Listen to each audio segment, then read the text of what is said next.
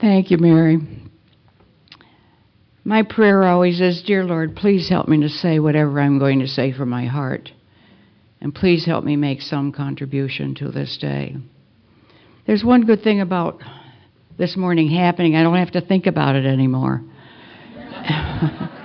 Mary should have been with me all this last year since Susan gave me this privilege, because I've made some beautiful speeches in the last year here this morning. I hope one of them comes out. Unbelievable. When you took your first drink of your last drunk, wherever you were, I was in Connecticut, did you take that drink with the idea of being here this morning? I sure didn't. I wonder why it is that there are you and I here today and not maybe 100, 150 other people here. So something very special, some power greater than myself is going on that got me from there to here. And I wonder if we might just take a few seconds to get in touch with each of our own higher power, to express our gratitude.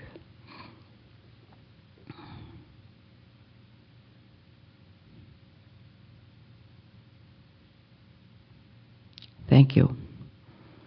Isn't silence great anymore? It used to be so noisy before. I would be remiss if, and I don't know where, oh, there you are. Thank you, Susan. I want to talk to her. I don't care about the rest of you right now. Because it's through Susan and a former sponsor of hers, Betty, who many of you know, and some of you had her as your sponsor, brought me to this point. Of course, God's grace had a little bit to do with it, too, but it's through these people, and Bo or somebody this weekend's talked about people being the vehicle through which the grace of God comes. And Susan, you've been that vehicle. And I want to thank you for the privilege of being here this morning, and to thank you and your committee, because I've been involved with this kind of thing, and I know there's a tremendous amount of work involved in it. So I wonder if we might not give Susan and the committee a hand, let them know how much we appreciate this weekend. You're welcome.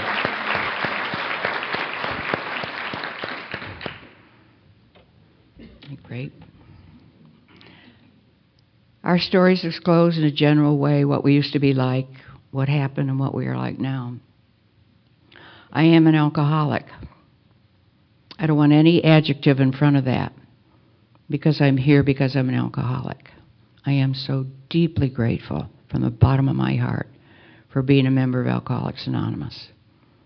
My home group is the Mountain Group down in Fort Lauderdale, Florida, though my original home group was in Cheshire, Connecticut. And my name is Tommie Dayton. Hi. We didn't even do that when I first came, so we didn't hold hands.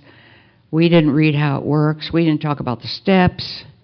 But we made a commitment to not drink. We're talking about a fatal, fatal illness. What did I used to be like? In a general way, I was the youngest of 3 daughters. I always say I came from a dysfunctional family, but I'm it. The rest of my family was fine. My dad had the same job for 46 years. My mother was a homebody, a church organist. They didn't smoke, they didn't drink. I say it often, I don't think they ever did anything that felt good. I don't know how I got here, but here I am.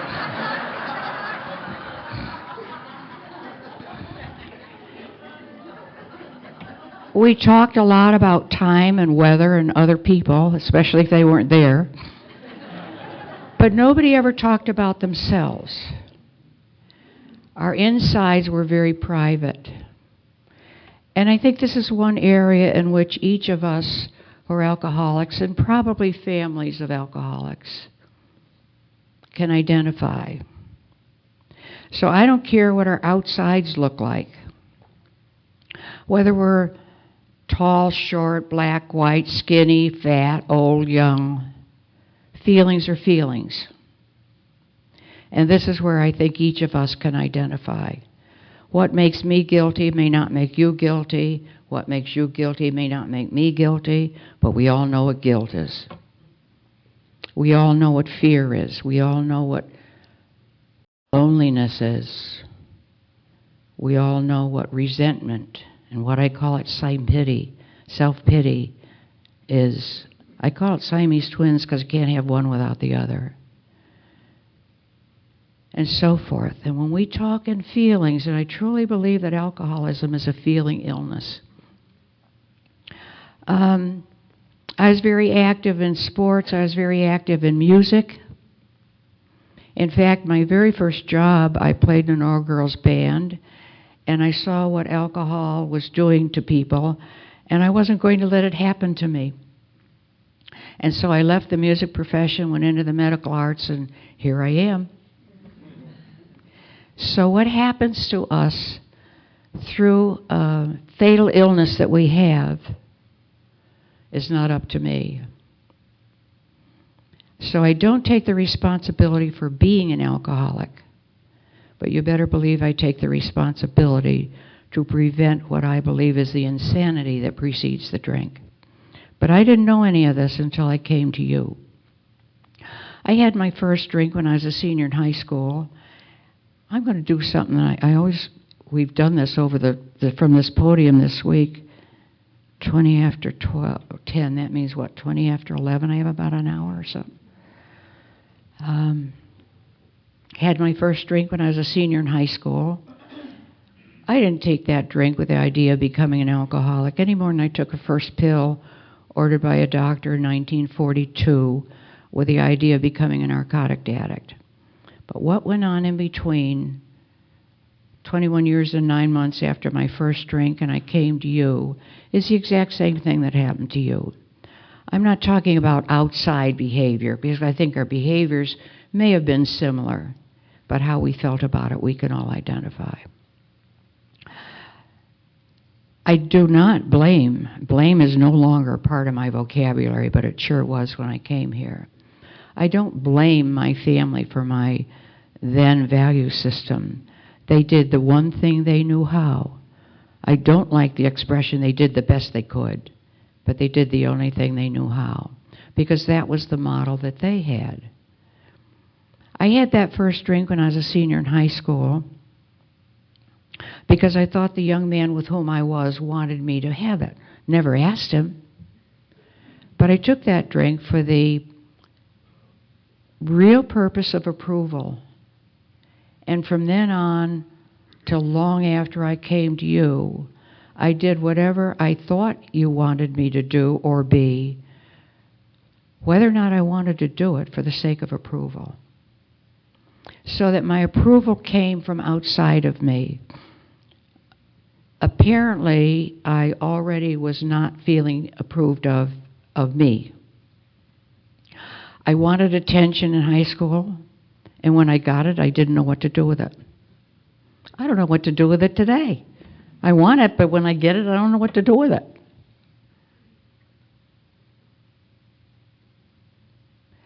That was only one drink in high school, but it was a glass of guilt. Because I grew up in this family where nice girls don't drink.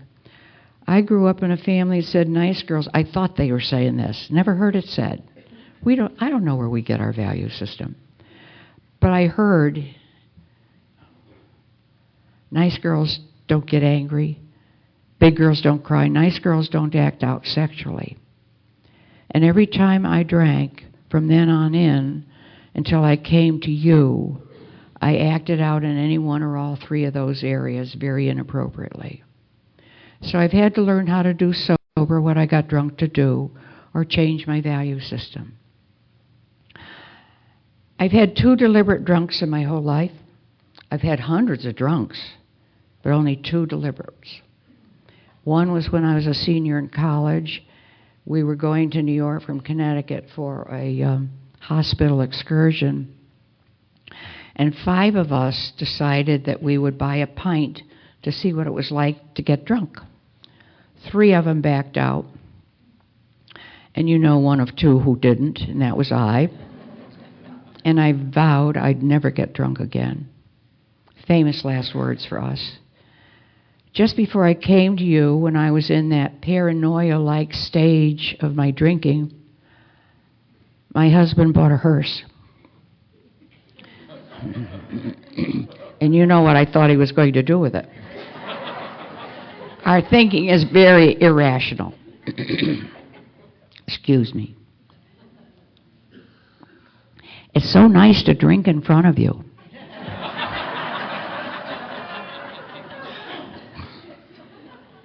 We had 5 children at the time, and he gave me this very logical story. We had a station wagon, and these 5 children, they were 6, 8, 10, 12, and 14 when I got sober. I was 39 when I got sober. I was 87 in January. They are now 54, 56, 60, and 62.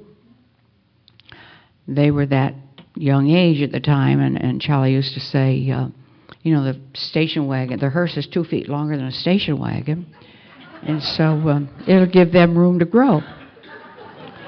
That made a lot of sense.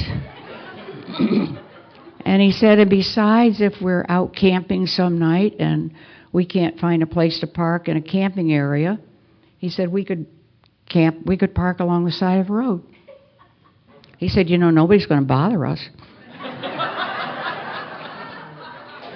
I was thinking about this I was saying this one night when I was sharing my story, and it occurred to me, what if we did park along the side of the road and somebody looked in and we all started moving? Well, he drove the station wagon to work the next morning. This was going to be our family car, our only car. And his uncle, with whom he was in business, thought it was a little inappropriate for a doctor to be making house calls in a hearse. You've heard of this as a family illness, right? So the hearse went the next morning. You told me that I had a 3-fold illness, a physical allergy to alcohol, emotional immaturity, and spiritual bankruptcy. I think I was 39 when I got here, and I was probably about 10 emotionally. And in the progression of my illness, I can tell you just from my outward appearance, my story. In the progression of my illness in Cheshire, Connecticut, I did what all mothers in small towns do. I was a Girl Scout leader. I was a hot lunch worker, choir mother, drove the station wagon for the Red Cross, you know, women's club, all that stuff. And I recognize today a lot of it was for approval. Didn't know it then. Everything I know today is in retrospect. And I may change my opinion tomorrow. The only thing that's consistent is my name. And everything else that I say is just what you shared with me, interpreted through my own thinking. In the progression of my illness, I went from the sober, sane, normal, Girl Scout leader, so forth, to the drinking Girl Scout leader, the drinking motor corps driver, drinking garden club member, to the drunken Girl Scout leader, drunken hot lunch worker. And I'm not proud of any of this, but it's the progression of my illness. And yes, though our outsides become progressively worse, where I truly believe the progression is in our insides. You talk about guilt and remorse, I know you know what I'm talking about. And I don't know about you, but I think we're all pretty much alike. You know, we all say pretty much the same story. We get through the meeting. Nobody remembers anything that anybody said, and they said, boy, isn't that a great meeting? So it tells me that we're talking about something inside of us, not in the behavior, but inside. Okay.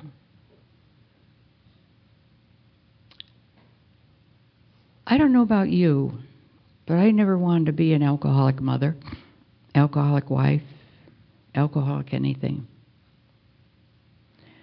I remember so much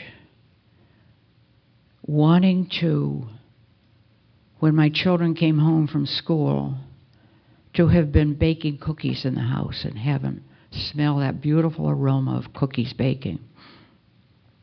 And in the progression of my illness, I would have to have a drink to cover up the guilt from last night, to get going in the morning. And through that phenomena of craving, I was obliged, once I picked up a drink, to continue to drink. And I never got to the cookies. And I'd come to again, and there was the guilt, and there was the solution, because I couldn't talk about my feelings. And you know the vicious cycle that it is.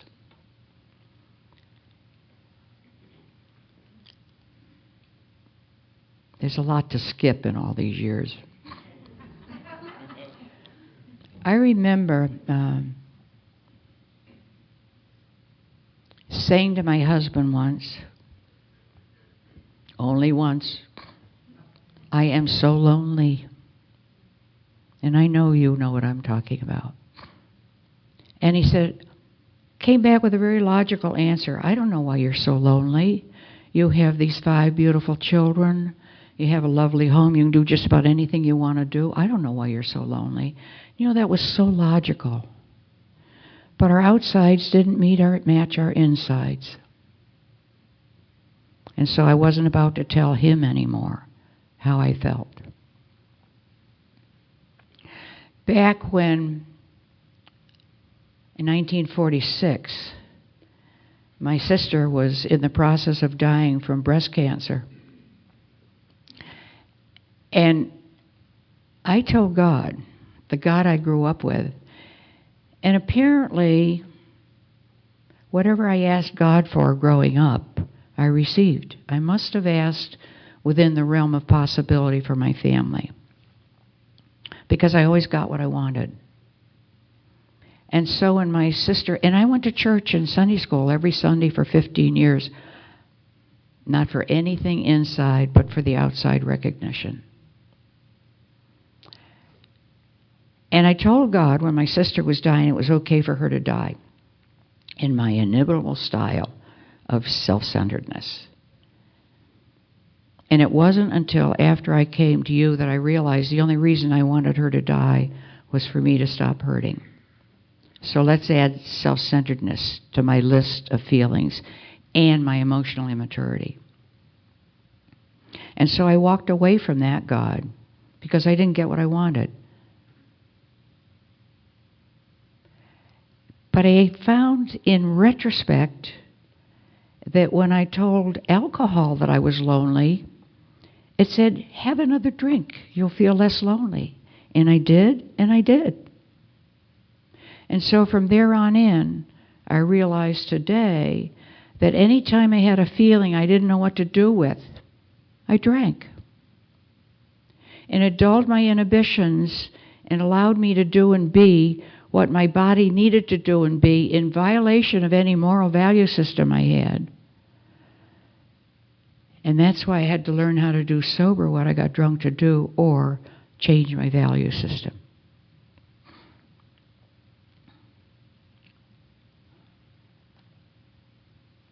I started to go to psychiatrists, find out what was the matter with Charlie that made me drink.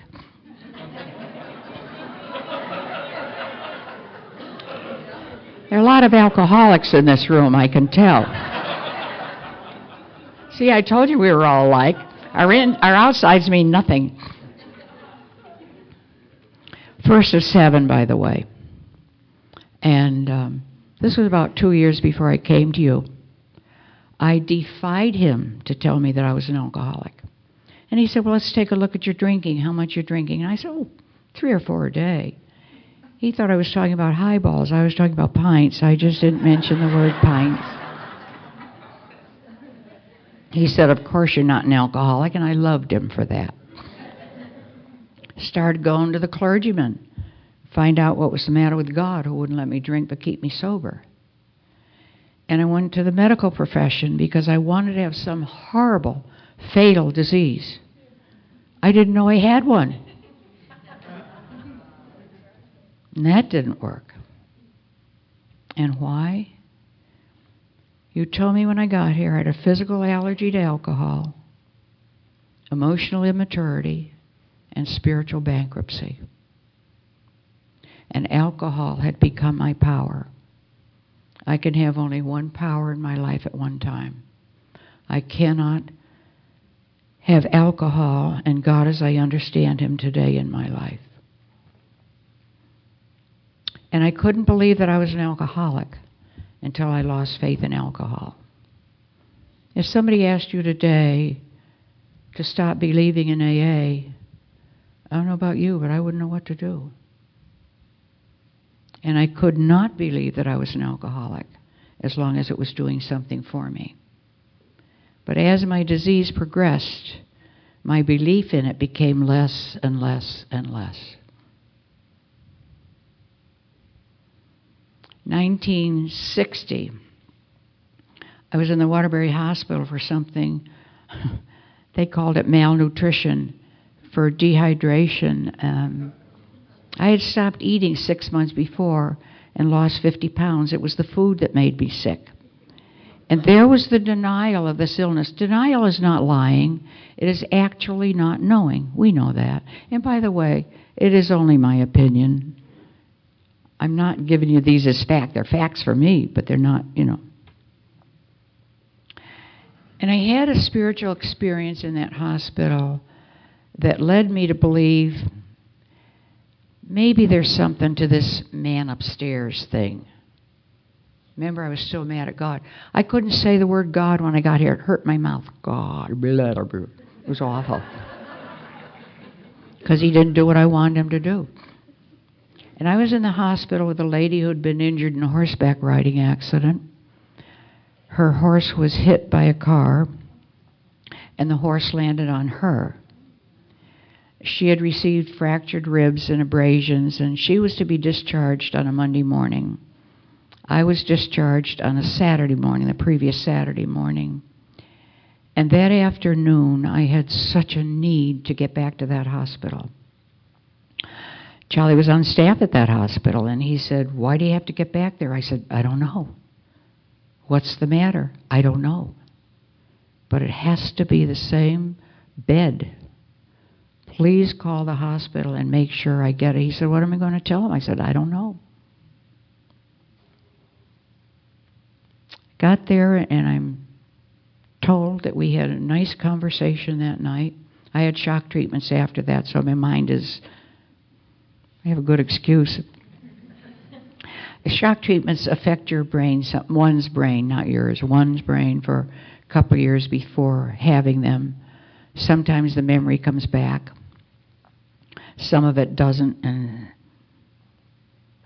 I'm so grateful and hope that some of the people I was involved with in my hometown were in blackouts when I wasn't. And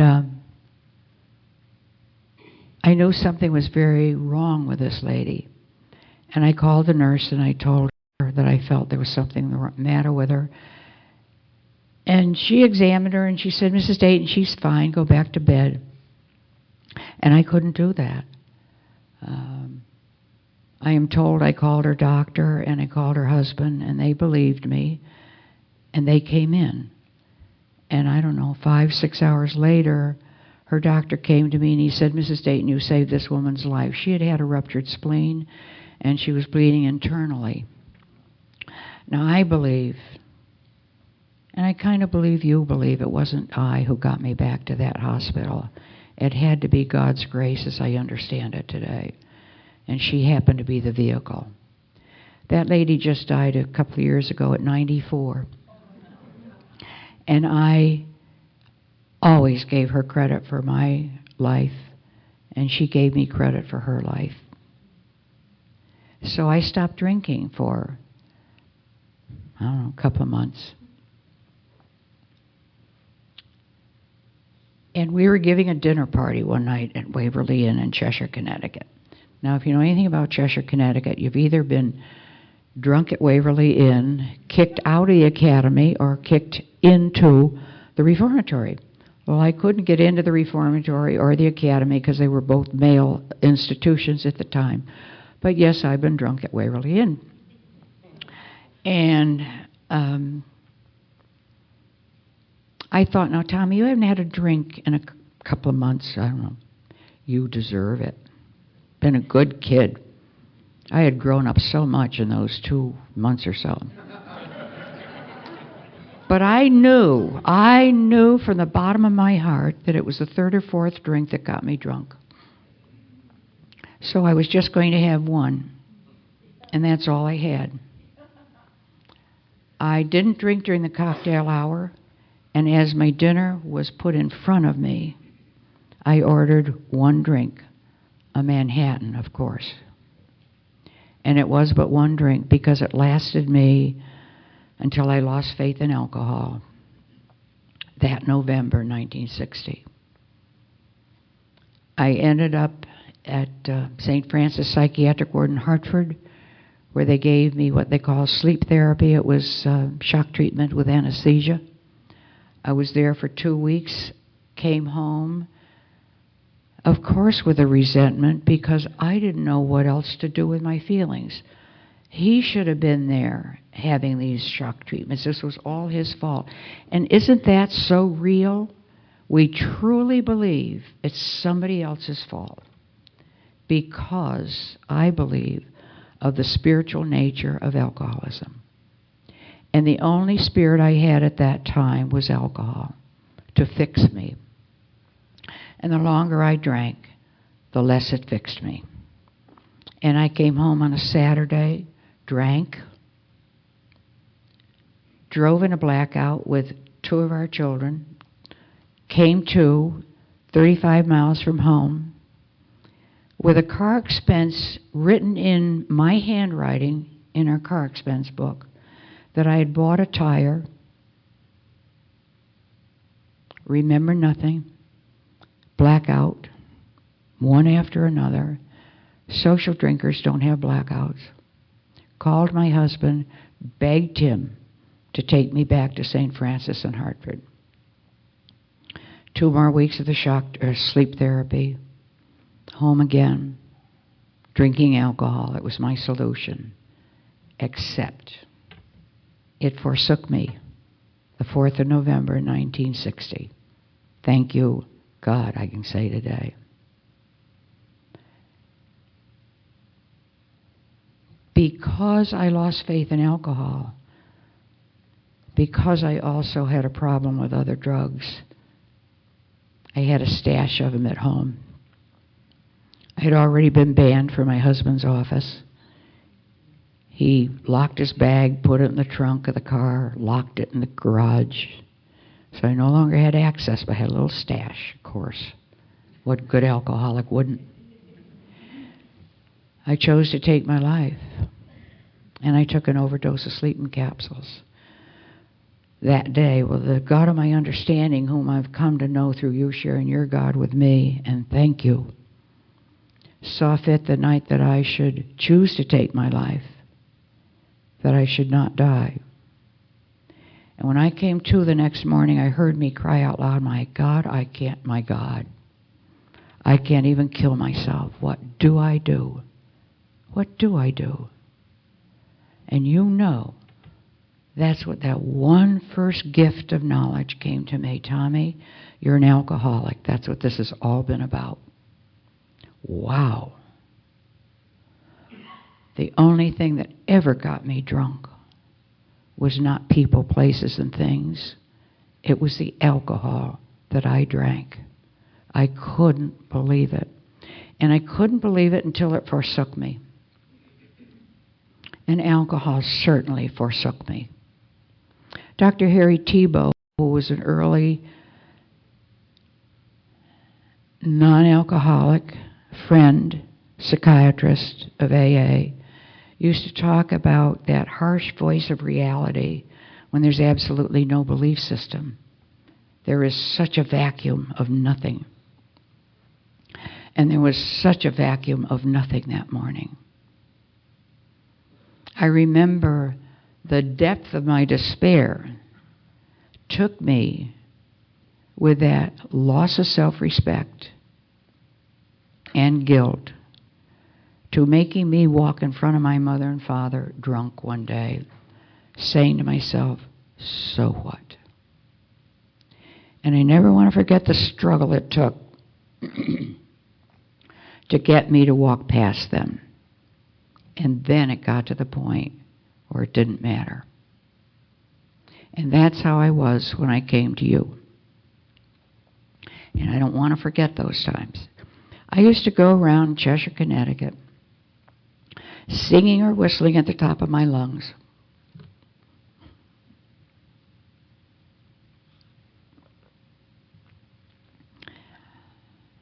Wearing the same flannel dirty shirt, same filthy dungarees. My hair was up in pin curls, and some of you may not know what that was. But I had to be ready. I hadn't been invited anywhere for years, but I had to be ready. Aren't we spectacles, though? And I'd go singing or whistling around town so they'd think I was happy, happy, happy. And God, I was miserable. And I know you know what I'm talking about. I don't know about you, but I don't have to worry about where I'm going. I've already been there. And I think each of us has. The morning that I came to believe that I was an alcoholic, November 5th, 1960, a friend came into the house. I was not drunk. I was not sick. I was emotionally paralyzed. I could not move physically. And he said, Tommie, you have to get yourself out of that bed. You're the only one who can do that. And I know you know the struggle I'm talking about. Feelings are so hard to describe, aren't they? But when you've had them, you know exactly what the other person's saying because you identify with the feeling. Try to tell somebody what it's like to be an alcoholic and a member of Alcoholics Anonymous. You can't until they are. And then we walk into the room, whee, isn't it wonderful we're members of Alcoholics Anonymous? It is. It is the most important thing that's ever happened to me, that will ever happen to me. So I asked my husband to please call a lady I knew was in the fellowship. And she came. And all I can think of, and I don't particularly like the expression, but many are called and few are chosen. And this gal was sober when I needed her. And she and her hubby, who was also in the fellowship, took me up to High Watch, Connecticut, which it was an AA-only oriented facility in Kent, Connecticut. And I shall be eternally grateful. I'm not going to try to tell you what it means to me. You know what your spot means to you, where you were given that point. You knew you were an alcoholic. You knew you wanted to do something about it. And they took me up to High Watch. Now, that lady had a very difficult time staying sober. I don't like at all the word slipper, because it sounds like somebody did that purposely. We are the ones who should be shocked, in my opinion, that we're not drinking. People pick up a drink if they haven't made a commitment to not drink. And by the way, if there are any of you in this room this morning who is on teetering, should I or shouldn't I, and you know who you are, we're in a safe place here with each other. You won't find a safer place to make a commitment. If you can, for your sake, please make a commitment before you get here. Because our disease promises us that it will get worse. You can look back in your own histories. Is it not worse now than it was then? Whether then was yesterday, 5 years ago, 15 years ago. You're the only one who can make a decision about your illness. Let's take charge of ourselves, our illness. It's the only way we're going to get better. And each of you in this room has given me that gift of knowing that. And I would be remiss if I didn't pass it on to you. That's what this program is all about. That night, I went to sleep at High Watch. I went to sleep without a drink, without a pill. And the next morning, and I ate breakfast the next morning. I went to Wes and I said, "How come?" I hadn't been asleep in 15 years without the aid of a pill or a drink. He said, "You made a decision." And that's why I'm asking you to do this morning if you haven't made that commitment. I will not drink, and for me, a few other things, no matter what, or I will die from my disease. The fourth day that I was there, we only had to be there a week. And there was a picture in our chapel. We had a little chapel room where Wes just sat and chatted with us for 10 minutes. And he ended up with 4 words, let go and let God. And I believe that morning that I did. There was a picture of a young man in prayer fashion up on the wall. And there was a halo that lit up around his head. And I had a weight on my right shoulder that I truly believe was the physical presence of God as I've come to understand Him. And I shall be eternally grateful. I went down to a bridge that was a special spot for those of us who've had the privilege of being there and prayed our Lord's Prayer out loud that morning. And for the first time in my life, rather than my will be done, I started to think about thy will be done. And that was hard because part of my emotional illness, I wanted what I want, emotional immaturity, I wanted what I wanted when I wanted it. I wanted to be in charge. I wanted to be in control. I wanted it to be your fault. Failure to me was just being bad and wrong. To me, mistakes aren't failures. There are learning experiences. But when I think of the emotional immaturity with which I came to you, it is absolutely amazing to me. This was all Charlie's fault. Absolutely. And I'll never forget the first time I realized, because I had blamed his hours for my drinking. I was shocked literally to find out the only thing that ever got me drunk was the alcohol that I drank. Wow, what a gift that was. I stayed at High Watch for a week. Wes said it's time to go home. I didn't want to go home. He was there. And I didn't for the 8th day, the 9th day, the 10th day. Something happened. Don't you love the something happens? We don't know what the something was, but it happened. And I said, okay, I can go home now. And Wes said, now go home and find yourself a group. That was easy. There was only one meeting in my hometown at the time. Find yourself a sponsor. That was easy. There was only one female in my group at the time. I believe strongly in women 12-step women and men 12-step men.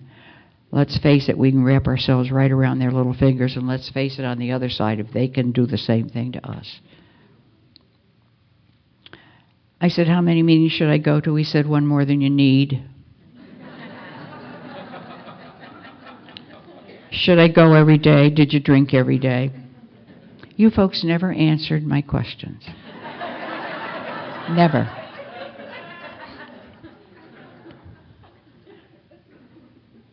So I started the journey of recovery outside of me. I got so busy in AA. I got here to sober up the world, I want you to know. And I'm so sure I'm alone on that.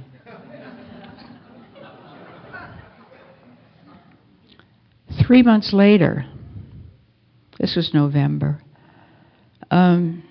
January is my birthday. Something happened. I needed a drink. I don't even remember what happened. And then came Valentine's Day in 1961. I was 5 days off my last drink. not drunk. I no longer could get drunk. You told me if I drank long enough, it would be like drinking water. So I drank, but the progression was there. And I never, never want to forget the remorse I felt with but 2-3 months of recovery. That was huge. The guilt was huge. And I went up to my then sponsors. It was a Tuesday, Valentine's Day, 1961. And I said to her, Sally, how am I going to have the right change for the paper boy on Saturday? This is in February. How am I going to have the right change for the children, 5 children? It was hard to count out 5 quarters for 5 kids on Sunday morning to get them ready to go to Sunday school. That was a big deal. And I said, how do you cook turkey next Thanksgiving without a drink? How do you Christmas shop without a drink? What sincere questions. And how, in God's name, am I going to celebrate my first anniversary on Valentine's Day in 1962 without a drink? And she said, could still hear her pounding her fist on her kitchen table. She said, for God's sakes, Tommie, it's only Tuesday. Would you please use it up first?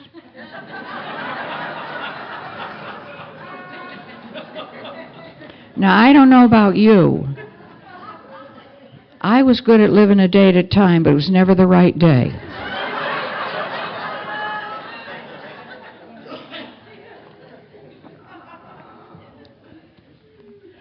So I went home and I began to understand. 5 days later, we went to a dinner dance in New York. Something happened. Don't you love the something happens? Somebody said something, I don't know. And the thought came to me, Tommie, if you ever drink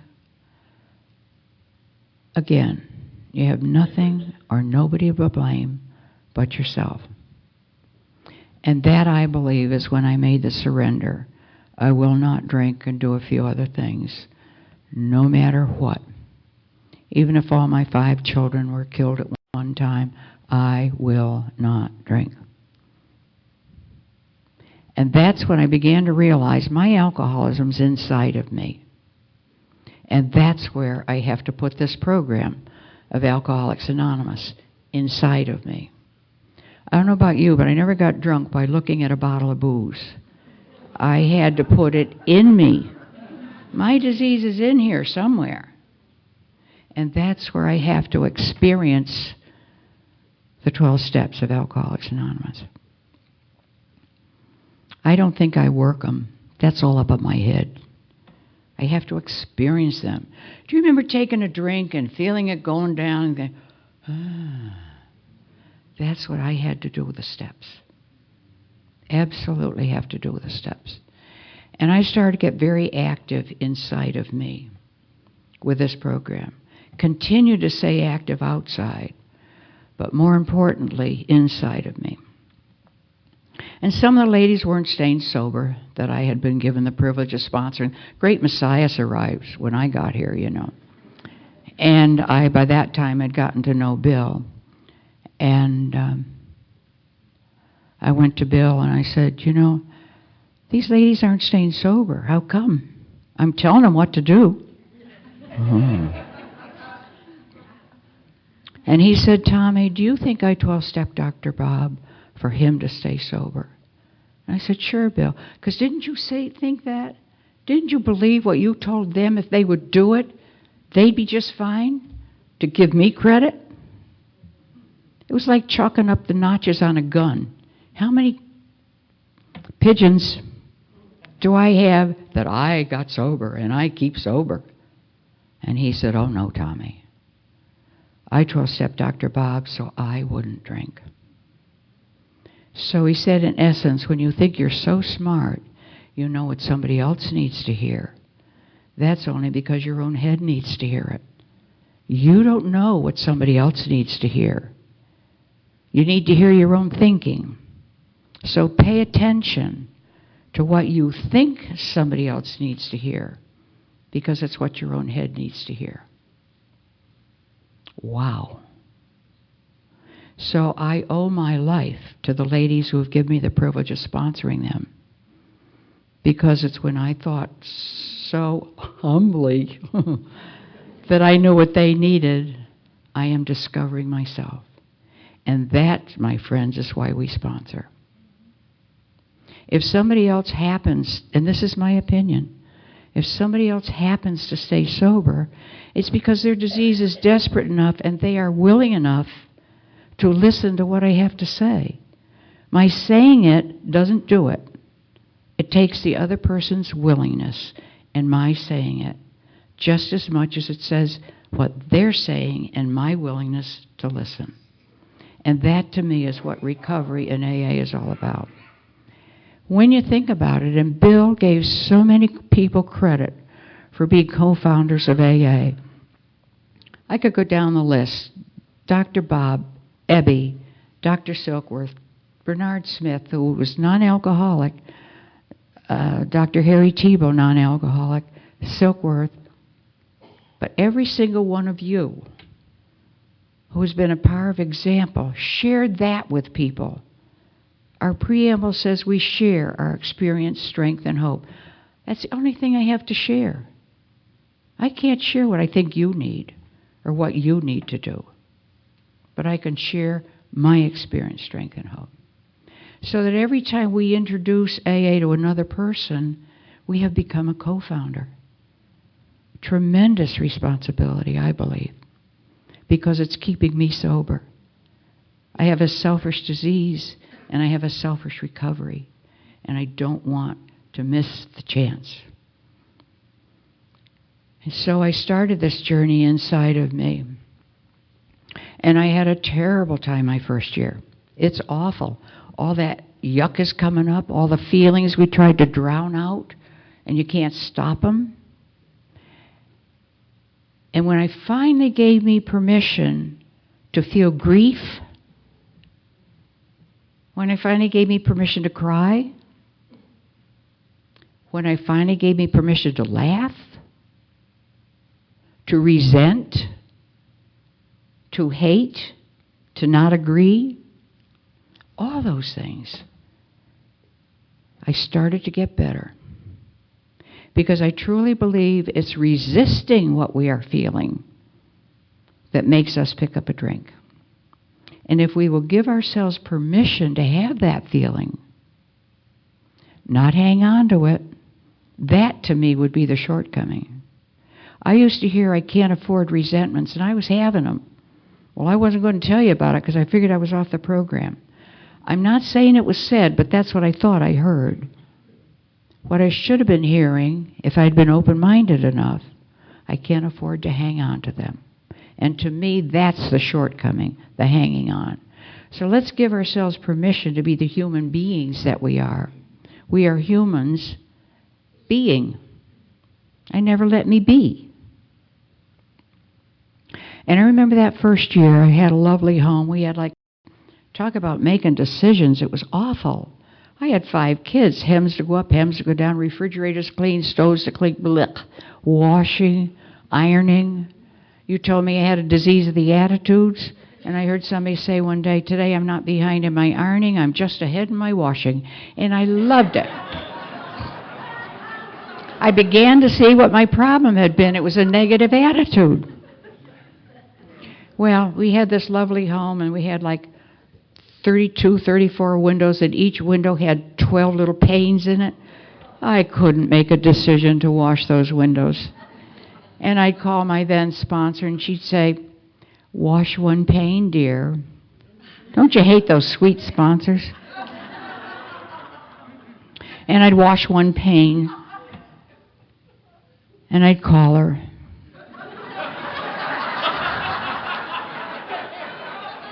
Now what do I do? You know, wash another pane, dear. That's when I believe we should make decisions for other people until we're well enough to start to make them ourselves. Not necessarily always good decisions, because we learn from our mistakes. And our mistakes are not failures.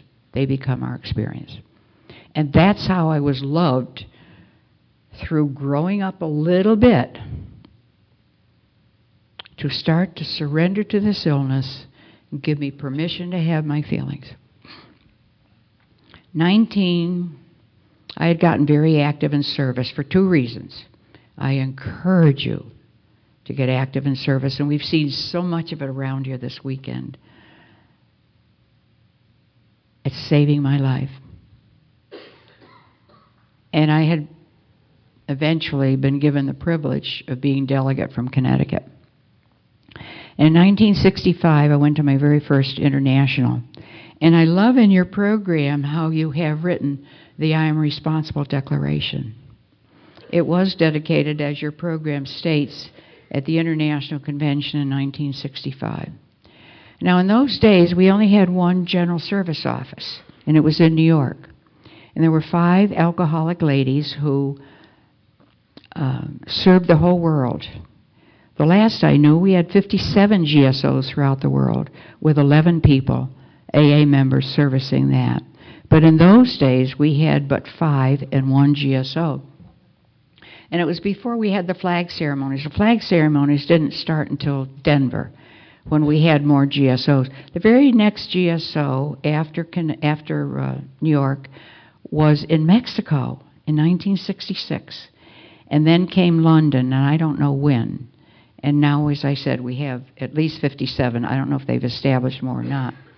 But before we had the flag ceremony at the internationals, those who had the privilege of being delegates at the time of the international took part in some sort of declaration or ceremony.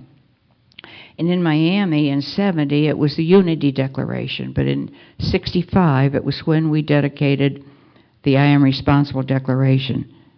I do remember when I started. I can't believe that. And on Saturday night, all of us who were then delegates sat behind the stage. It was an ungodly hot night, and all the bigwigs in AA, Bill and Lois and Marty Mann and all of them, were out front talking. And Bill got hooked up that night. Gosh, he got talking and talking, and we thought, won't he ever shut up? It was hot behind the stage, you know. The one good thing today, we perspire from the heat instead of sweating from the booze, but in those days, you know. So, but then it occurred to us, you're the ones who shut up, because a lot of people have never heard Bill. And let them know Bill. But after all the speaking got done, there was a huge parchment paper world on stage. And each of us walked out through that parchment and formed a line across the stage. And in our own language, shared the I Am Responsible Declaration. I am responsible. When anyone anywhere reaches out for help, I want the hand of AA always to be there. Now, as your program states, that was written by Al S. Al Steckman was one of the first 100 AA members in AA. He was the 3rd editor of the Grapevine. And Bill asked him to write a little blurb about the convention in Toronto. And that's what Al wrote. I have a copy of a letter he wrote, an article he wrote to the West Palm Beach Today, which was the name of their newsletter. And in it, Al writes why he wrote that. And part of his article talks about our being penny pinchers. When you think about it, we still put a buck in the basket, a lot of us. I don't know about you. A bottle cost me $5 when I was quit drinking. And I was buying 7 bottles a week. If I put in $5 every time I went to a meeting, I'm still only paying what I would have paid for alcohol in those days. I don't know what a drink costs today. But I don't go to 7 meetings a week. I go to 3, 4, 5, and I do put in $5 because that's what I would have paid. That's amazing to me. We have a financial responsibility to see that this program continues. And because of our 7th tradition, we do not accept outside contributions. If we don't contribute, AA will fail from within. So what is your responsibility? I don't know. I just know what mine is. Okay?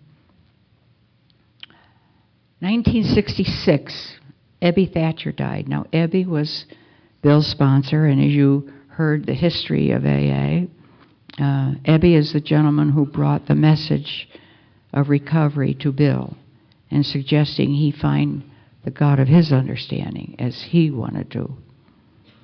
And we had Ebby at High Watch. And Ebby was a very gruff man, a very angry man. And he had difficulty staying sober because of the depth of the degree of his illness.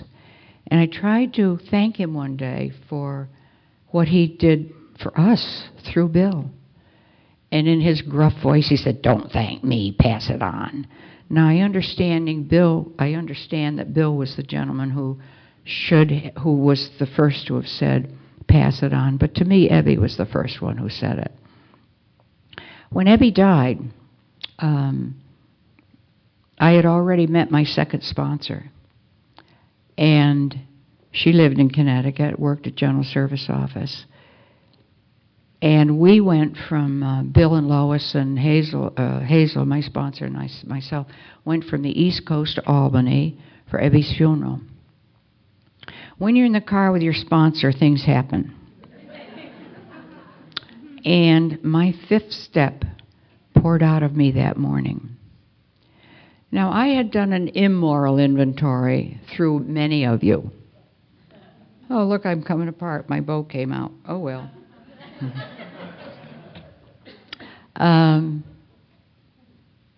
I'd give you a little bit of my garbage, and you a little bit, you a little bit.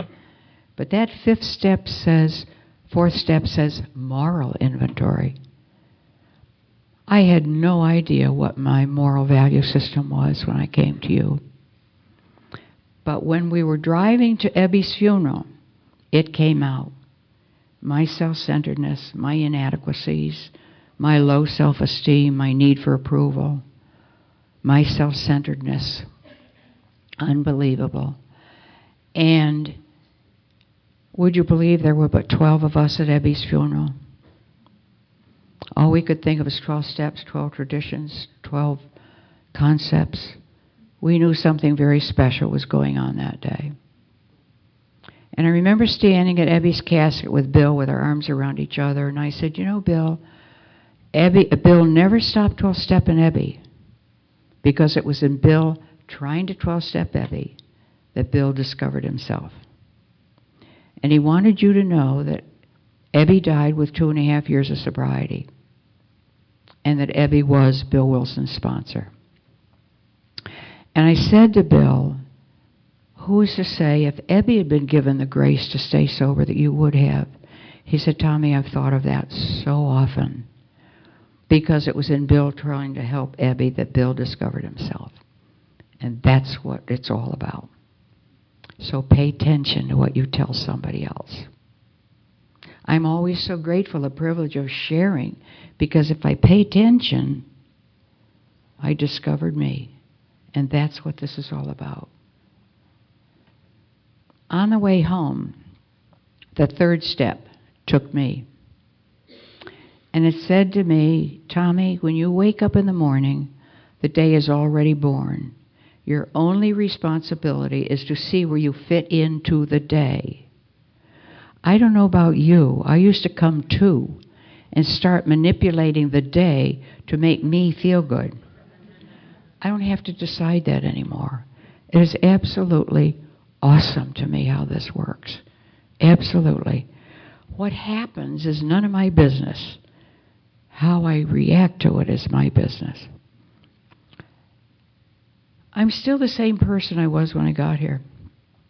Show you a little bit about my self-centeredness. Back in 1989, one of my daughters who was in California was to have a biopsy, and I already had her dead. I was in Florida. I had a little book with me that I'd been given 4 years before, but it was written by an AA member, and I'm a prude when it comes to my interpretation of the traditions. And I thought somebody was making money on AA, so I wasn't going to read it. And then I remembered that, quote, "contempt prior to investigation." And besides, it was a little book. It fit in my pocketbook, so I took it with me, condescendingly. And I'm sitting on the airplane going from Florida to California to support her in this biopsy, if you will. And I read the line, Tommie, get God-centered. And I couldn't believe how self-centered I had been. I was choosing her color of her casket. Who was going to say what? You know, the manager. And all of a sudden, I saw this get God-centered. And I would swing about a half of a second from my God center to my self center, back and forth and back and forth. And all of a sudden it dawned on me, wonder what Barbara's feeling. I was so involved with self that I couldn't even think about her. She did very well. She did have cancer, and she had a mastectomy in '89. And she did very well for 12 years. And then back in 2002, and that was the year our friend Betty died, and my ex-husband died in 2003. In 2002, Barbara's cancer came back, and she said, Mom, I want visits, not vigils. Now, mothers want to do vigils. I was in Florida, and she was in California, and I was on that airplane all the time. And at the termination of her life in this era, she said, Mom, you can come for 2 days. I said, okay. So I went out there, and she had already started her transition to another life. And her roommate, and I was getting ready to leave. And her roommate said, aren't you staying? And I said, no. She said, why? I said, because Barbara gave me permission to be here for 2 days. And this is not about me. This is about Barbara. And this is how you have helped me to grow away from the need for a drink, away from the need for that power of alcohol. And I left. And I went back and got there half hour after she'd made her transition, and it was all okay because I had honored her. Let's honor the people in our lives, not do what we need to do or want to do. Last May, I was diagnosed with breast cancer, and it's fascinating to me. Remember the third step that God took me on the way back from Abby's funeral back in '66? You never know where you're going to use this experience, folks. And when I had the mastectomy, of course I got scared, because part of me rejects, I don't know. And when I got through the fear and recognized what it was, I realized my cancer isn't any of my business. I gave my cancer to God and me to His care. That's what you told me to do. So it's no longer any of my business. When I can get back in the driver's seat and run into all that anxiety and fear again, I'll say, God, please just hold me while I'm having it. And something miraculous happens. It goes. I don't ask God to take my fears away. They're not His fears. They're mine. And you gave me a program to do something about it. And so that's what I do about it. I would have asked alcohol to do it. Why not ask God? The only difference to me is that the power of alcohol forsook me. And I had to find a new kind of a power. And that's what Carl Jung said to Roland Hazard. Spiritum contra spiritu. Have to replace one spirit with another kind of a spirit. And in order for us to find that spirit, we have to have a pathway. And the pathway is through these 12 suggested steps of recovery. If we do not, in my opinion, experience the steps inside of us where my illness is, I will not recover from this illness. Step 1 tells me about the physical allergy of my illness. Step 2 tells me about the emotional immaturity. Step 3 tells me about the spiritual aspect of my illness. So the first 3 steps describe the symptom of my illness, or the definition of my illness: physical, emotional, and spiritual bankruptcy. And in the 4th step, I find my symptoms. We've been through that, self-centeredness, all that stuff, need for approval, need to control. In the 5th step, I give those to you, to my sponsor, and to the God of my understanding. And by the way, Once I lost my need to define God, I found God. I used to have God as a male image, and I don't anymore. I don't know about you, but I never had to have a special kind of alcohol. I don't have to have a special kind of God. God's God. I don't care how you define him, you know. Step 6, I had to get entirely ready to have God remove these defects of character. They aren't God's defects, they're mine. My job was to become willing. When I first got sober, willing was about like this. And then it begins to grow. Entirely ready. That step's about me. It says I have to get entirely ready. And then I think because of my willingness, which is God-given, they can be removed for power greater than myself. And the 7th step, all I have to do is get humble enough. I humbly ask God to remove these defects of character. Number 8, the list, I've already made that in the 4th step. And 9th, I make my amends, except when to do so would injure them or others. 9th step isn't an apology. It's recognizing a symptom of my illness that I need to change if I'm going to survive. And so I go to the person, except when to do so would injure them or others, to let them know my defect. It was all about me and what I'm trying to do about it. Continue to take personal inventory when wrong, promptly admit it. That's easier today. Easier. 11th step, sought through prayer and meditation, improve my conscious contact with God as I understand him. Praying only for knowledge of his will for me and the power to carry that out, the power to carry the knowledge out.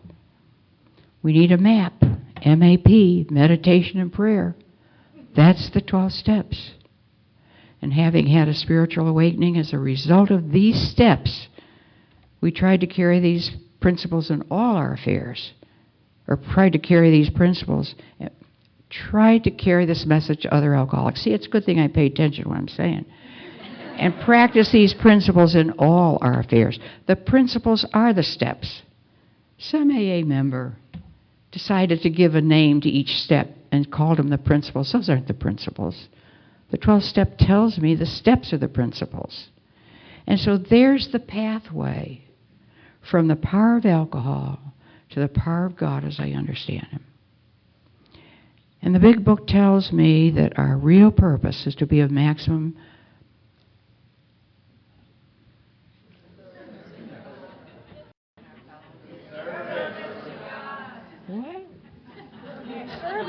service. To God and others about us. Thank you. See, I need you. Each of us is a chain in the link of sobriety around this world. And I ask myself, what kind of a link am I? If everybody were like me, what kind of AA would we have? It's inventory time. We need to do that. I take my inventory this way. A lot of life has happened. You know, you've heard a lot of tragic things we think are tragic from all of the speakers, and they have just been powerful this weekend, and I thank each of you for participating. But the single thread that runs through, each of us have found a power that allows us to experience those life's journeys with a new kind of a power. And that's what we find in AA. A new kind of a power that we call God or whatever we want to call him. I look at my, oh my gosh, I'm running over. My 10th step, my inventory.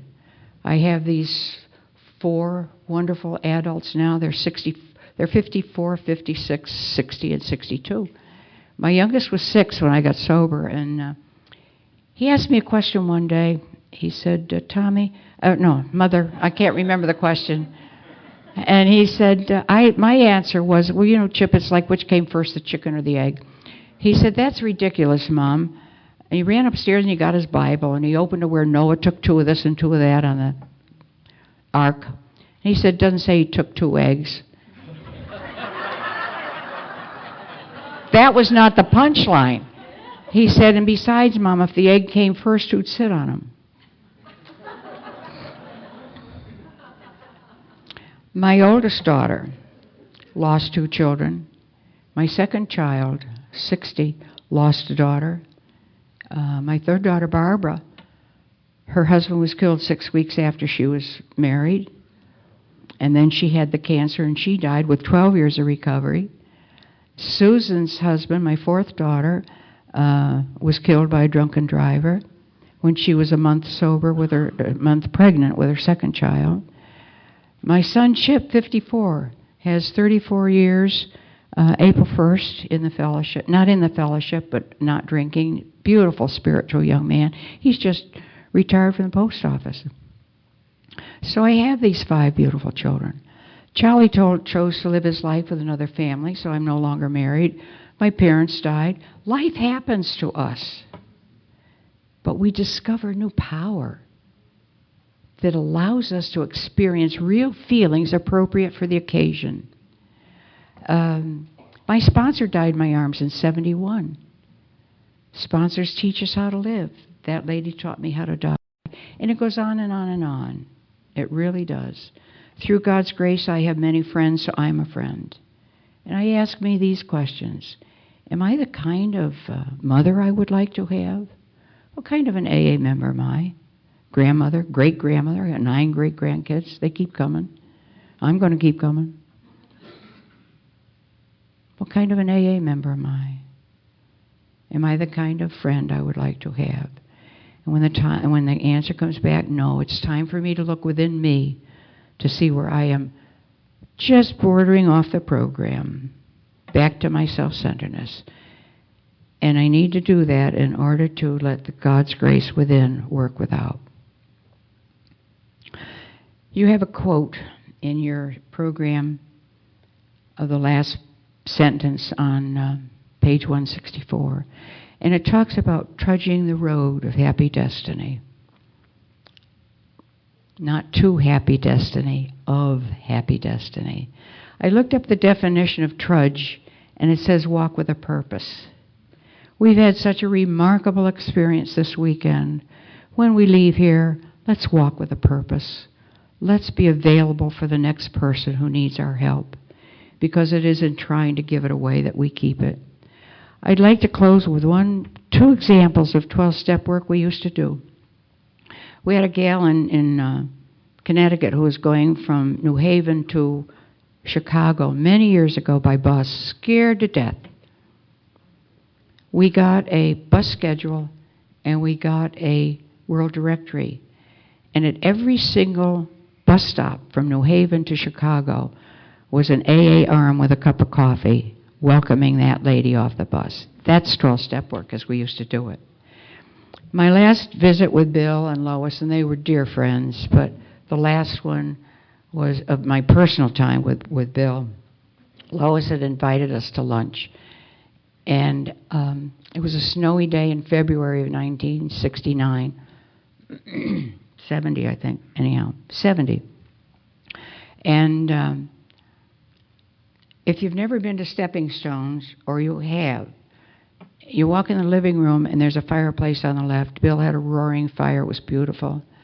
Then the living room that had a coffee table and a couch looking into the fireplace. And over in your right-hand corner was their kitchen dining room table. And we were having lunch, and Lois was on one end, then my sponsor, Hazel, then myself, and then Bill on this corner, and a lady who should remain nameless. And she was having a difficult time with depression. And she excused herself and got up and went over and laid down on the couch. Bill loved the crowds, but he loved more being with an alcoholic who was in pain. And I don't think a minute went by that Bill excused himself from the table and got up and went over and sat down on the coffee table so that he was facing us, looking down on her. We couldn't see her, but we watched Bill Wilson do a 12-step call. The privileges I had are innumerable. Why me, God? No more question mark. Exclamation. It's yours for the asking. All we have to do is make the commitment. I would like to close a little prayer. I pray very often. But may I say first, thank you, Susan, and your committee. I believe the key to my sobriety are two words: I believe, and people. And to me, people are like the seeds of a flower. They need the miracle of God and man to make them grow. And to me, that is AA, the miracle of God and man. Dear Lord, please help me to accept the kind of life you have chosen for me to live. Make me ever mindful of the needs of others and what you would have me do with my life, that thy will be done. Thank you very much, and I love you.